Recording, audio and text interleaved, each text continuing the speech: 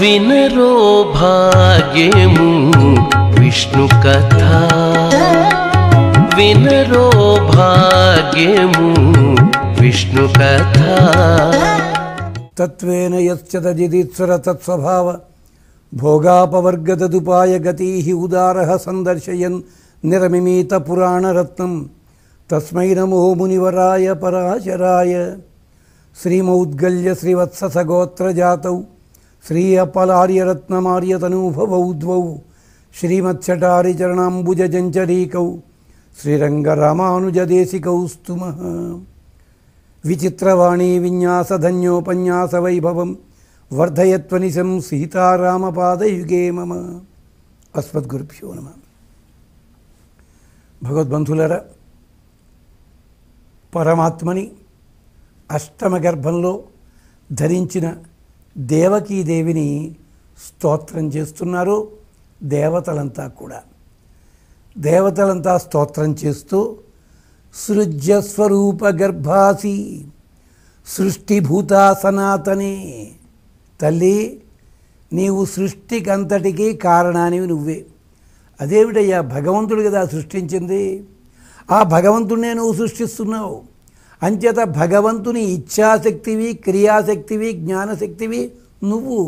అంచేత సృజ్య స్వరూప గర్భాసి, సృష్టింపబడే ఈ సృష్టి ఉందే ఆ స్వరూపాన్ని గర్భములో ధరించావు నువ్వు. అంటే పరమాత్మేతదైక్షత బహుశ్యాం ప్రజా ఏయేతి అంటుంది వేదం. సంకల్పించాట, బహుగా మారాట. అలాంటి పరమాత్మనిప్పుడు నువ్వు గర్భంలో ధరించావమ్మా. ఎంత గొప్పదానివమ్మా. రూపగర్భవు, సనాతనివి, జగత్తుకి మూలమైన దానివి. బీజభూతాతు సర్వస్య యజ్ఞగర్భ అభవత్ త్రయీ, నువ్వు యజ్ఞగర్భవి. యజ్ఞగర్భ అంటే ఎలాగా? యజ్ఞపురుషుని నువ్వు ధరించున్నావు. యజ్ఞపురుషుడు అంటే సాక్షాత్తు వేదముల చేత చెప్పబడినవాడాయన. సర్వే వేదాః యత్ పదం ఆమనంతి, ఏ వేదములన్నీ కూడా అన్నిటినీ కూడా ఎవరి వంక వెడతాయో అగో అవి అన్నమాట. ఆయన్ని ధరించావు నువ్వు. ఫలగర్భాత్వమేవ ఇజ్జా వక్నిగర్భాతధారణి, నువ్వు మాకు ఫలితం ఇవ్వాలి. ఫలం ఎవరిస్తారు అంటే భగవంతుడే ఇస్తాడు. ఫలం అత ఉపపత్తేహే అని బ్రహ్మసూత్ర భాష్యము. మనం చేసే పనులు ఫలం ఇవ్వవు. మనం చేసే పనుల వల్ల భగవంతునికి ప్రీతి కలిగితే భగవంతుడు ఆ ఫలితాన్ని ఇవ్వడానికి ఆలోచిస్తాడనమాట. అంచేత నీవేమిటి? ఫలగర్భాత్వమేవ, ఫలితాన్ని నీ గర్భంలో అట్టే పెట్టుకున్నావు, ఆయన మాకిస్తాడు గనక. ఇజ్జా వక్నిగర్భ తధారణి, నీ లోపల ఉన్న భగవంతుడు అగ్ని స్వరూపము. నువ్వు అరణి వంటి దానివి. అరణి అంటే కట్టె. కట్టె లోపల, చెక్క లోపల నిప్పు ఉంటుంది. అది కనిపిస్తుందా? కనిపించదు. రెండు కర్రలు రాపాడిస్తే నిప్పు బయటికి వస్తుందన్నమాట. అరణి అంటే యజ్ఞము కోసం వినియోగించే కట్టె. అంచేత నువ్వు అలాంటి దానివి. కాళిదాస మహాకవి శకుంతల్ని వర్ణించాడు. భరతుణ్ణి మోస్తోందట ఆవిడ. అగ్నిగర్భాం శమీమివ అంటాడు. అగ్నిగర్భలా ఉంది ఆవిడ, శమీతరువులా ఉంది అంటాడు. అలాగా నువ్వు కూడా అగ్నిగర్భవి. అరణి లోపల అగ్ని ఉంది, నీ లోపల భగవంతుడున్నాడు. ఫలితం ఇస్తాడక్కడ.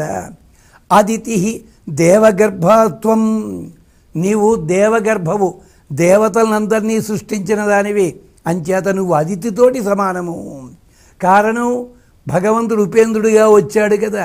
ఇంద్రుడు ఆయన పరమాత్మ వామనుడిగా వచ్చాడు, అందుకని అతని పేరు ఉపేంద్రుడయ్యాడు. మరి ఉపేంద్రుడికి తల్లి ఎవరు? అదితి.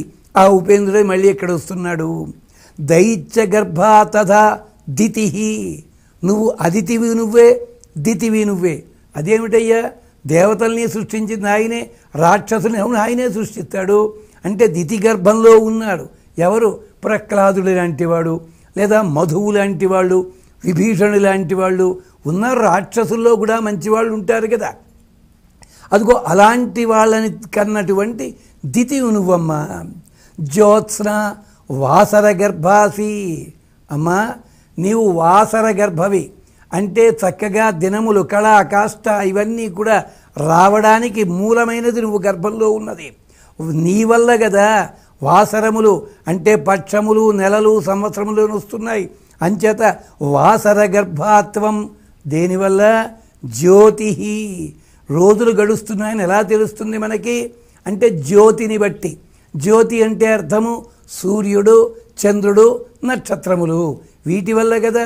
అంతే దాన్ని బట్టే మనం 24 గంటలు ఏదో లెక్క పెట్టుకున్నాం మనమంతా, ఒక కొలత అదనమాట. కళా, కాష్ట, నిమేష ఇవన్నీ కూడా ఎవరి వల్ల? స్వామి వల్ల. ఆ స్వామివి నీ హృదయంలో ఉన్నాడు, నీ గర్భంలో ఉన్నాడు. జ్ఞానగర్భాసి సన్నతి. నీవు జ్ఞానగర్భవి. జ్ఞానగర్భమైన కారణం చేత సన్నతి, శుశ్రూష అనే ఫలితాన్ని మాకిస్తావు. జ్ఞానం ఎప్పుడు వస్తుంది? గురువుగారి దగ్గరికి వెళ్ళి సేవించుకుంటే వస్తుంది. మనం చూస్తుంటాం కొంతమంది మాట్లాడుతున్నప్పుడు కానీ ఏదైనా చెప్తున్నప్పుడు కానీ వాళ్ళల్లో ఒక తేజస్సు ఉంటుంది. ఆ తేజస్సు వాడేదో మొహానికి కాస్మెటిక్స్ ఇవన్నీ రాసుకుంటే వచ్చింది కాదు. అది లేకపోయినప్పటికి కూడా గురువు దగ్గర కూర్చుని నేర్చుకున్న శుశ్రూష ఉంటుంది చూచారా. అంటే గురువు దగ్గర కూర్చుని నేర్చుకునే విధానము, దానివల్ల అతని లోపల అంతఃశుద్ధి ఏర్పడుతుంది. ఏర్పడి అతనిలో తెలియకుండానే ఒక గొప్ప కాంతి వస్తుంది. అదనమాట అక్కడ సన్నతి. సన్నతి అంటే సత్స్ నతి అంటే మంచి వాళ్ళకి తల దించి నమస్కరించడం.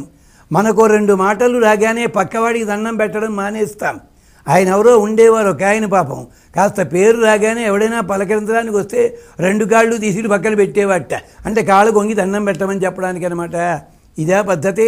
సన్నతి అంటే సత్సు నతి, సత్పురుషులైన వాళ్ళకి నమస్కరించాలి అనే కోరిక. హనుమంతుడు లాంటి వాడు రాముణ్ణి పరీక్షించడానికని వచ్చి మోసం చేద్దామని పరివ్రాజిక రూపంలో వచ్చినవాడు కాస్త రాముణ్ణి చూడగానే చేతులెత్తి దండం పెట్టాట. అంటే రాముడికి అర్థమైపోయింది, వచ్చింది సన్యాసి కాదు, నాకు యావత్తు కాదు, నాకు నావత్తు అని అర్థమైపోయింది. మోసం చేయడానికి వచ్చాడు. ఎంచేత సన్యాసులైన వాళ్ళు తల్లికి నమస్కరించాలి, గురువుకి నమస్కరించాలి, దేవుడికి నమస్కరించాలి. అంతే. అంటే మరి హనుమంతుడు ఎందుకు చేశాడయ్యా? స్వామిని చూడగానే తేజస్సు అర్థమైంది. రూపమేవ అస్య మహిమానం వ్యాచక్షే. ఆయన రూపం చూడగానే ఆయన మహిమ, మహిమ అంటే హూం ఫట్ అని ఏవో సృష్టించడం కాదు, మహాపూజాయామని ధాతువు. ఆయన పూజనీయత ఏమిటో తెలిసింది. పూజించదగినవాడు అని దండం పెట్టాడు ఆయన. అది జరిగింది. అంచేత జ్ఞాన గర్భాసి సన్నతి నయగర్భ పరానీతి. అమ్మా నయగర్భ, నీ గర్భము ఎలా ఉంది? నయముతో ఉన్నది. నయం అంటే అర్థము నీతి శాస్త్రము, మీమాంస, న్యాయము లాంటివి. అంచేత నయగర్భ పరానీతి. అంచేత నీవు నీతి స్వరూపానివి.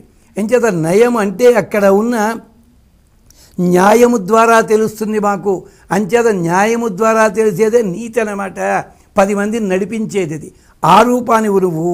లజ్జాత్వం ప్రశ్రయ ఉద్వహ. ప్రశ్రయుడు అతన్ని ధరిస్తున్నావు నువ్వు. లజ్జ ప్రశ్రయుడు అంటే ఎవరినైతే ప్రకృష్టముగా ఆదరించాలో, ప్రకృష్టముగా ఆశ్రయించాలో అలాంటి అతన్ని అట్టే పెట్టావు. అంటే ఆయన పాదములు పట్టుకున్న తర్వాత ఇంకొకటి పాదాలు పట్టుకునే ప్రయత్నం చెయ్యం. మనమంతా కూడా గ్రహాల వెనకాల పడుతుంటాం. ఆ గ్రహాలన్నీ ఎవరి అనుగ్రహం కోసం పెడతాయిట? వెంకటేశ్వర సుప్రభాతంలో ఉంది. సూర్యేందు భౌమ బుధ వాక్పతి కావ్య సౌరి స్వర్భాను కేతు దివిషత్ పరిషత్ ప్రధాన త్వద్దాస దాస చరమావధి దాస దాస. ఎంత అందంగా చెప్పారో చూడండి. మనమంతా ఆ గ్రహం బాగులేదు, ఈ గ్రహం బాగులేదు, వాళ్ళ కాళ్ళట్టు తిరుగుతున్నట్ట. త్యాగరాజస్వామి చెప్పారు, గ్రహబలమేమిరా రామానుగ్రహ బలము కానీ. అలా ఉంటే ఈ గ్రహాల చుట్టూ మనం తిరుగుతుంటే ఆ గ్రహాలు ఎక్కడికి వెళ్ళాయో తెలుసునా? తిరుపతి వెళ్ళి వెంకటేశ్వర స్వామి దగ్గర సూర్య, ఇందు, భౌమ. భౌమ అంటే భూమికి పుట్టినవాడు కుజుడు. సూర్య, చంద్ర, కుజ. సూర్యేందు భౌమ, బుధ వాక్పతి బృహస్పతి, కావ్య శుక్రుడు, సౌరి మెరికసా శౌరి అని చదువుతుంటారు. శౌరి కాదు అక్కడ సౌరి, సూర్యుడి కొడుకు. అంటే ఆ మహానుభావుడు శనిదేవత. శౌరి, స్వర్భాను, కేతు. స్వర్భాను అంటే రాహు, కేతు, దివిషత్ పరిషత్ ప్రధాన.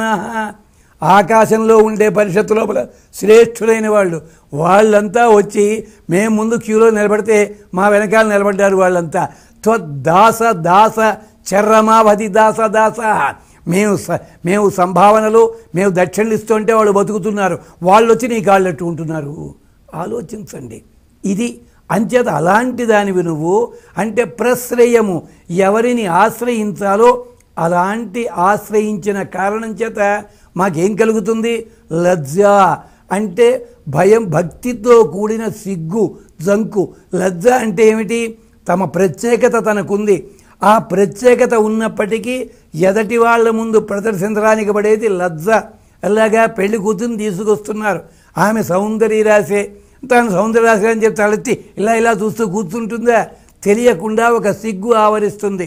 అంటే తన సౌందర్యాన్ని, తన గుణాలని, తన లక్షణాన్ని చూచి అవతల వాళ్ళు తమ ఇంటి కోడలిగా చేసుకోబోతున్నారు అని ఆనందముతో కలిగిన సిగ్గు, ఇది లజ్జ. అలాంటి లజ్జా స్వరూపాన్ని రూపమ్మ. అంటే లజ్జ అంటే ఏమిటనమాట? నీ లోపల శక్తి ఏమిటో నీకు తెలుసుండి అది ప్రదర్శించాల్సి వచ్చినప్పుడు నీకు తెలియకుండా కలిగే వినయమునకు పేరు లజ్జ.